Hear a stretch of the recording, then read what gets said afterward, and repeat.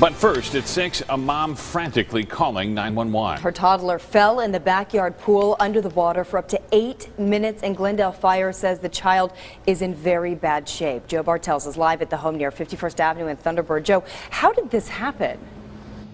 Stephanie, Glendale Fire says an open back door led to a frantic call for help from this Glendale home, and now a child is fighting to stay alive. It's one of the worst calls first responders get, and today it came around noontime. I love kids to death, and anytime I see, especially that young, what happened, it hits me right here.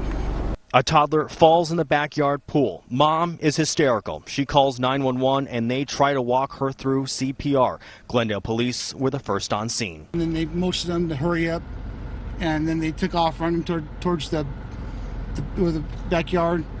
And they came out real fast on the stretcher, loaded her up. I mean, they didn't waste like 2 seconds and they were gone. The toddler wasn't breathing and there was no pulse. The child was rushed to the hospital. Meantime, the investigation continues. Detectives were at the home all afternoon. Neighbors are heartbroken. I mean, I have little kids too, and we just started filling up our pool too. And I was like, we were just talking about that, we got to make sure everything's locked up and make sure our kids are safe. Video from Air 15 showed the pool was littered with leaves. A child's toy just steps away from the water's edge and no barrier. Glendale Fire can't stress it enough. Put up a fence and watch your kids around water. And Glendale Fire says this appears to be just a tragic accident at this point. If we get any update on that child's condition, we'll be sure to let you know. Stephanie. Joe, thank you. Sadly, as the weather starts warming up, we see more and more of these types of incidents. We just took action to check, and so far this year, there's been no reported drowning deaths in Glendale.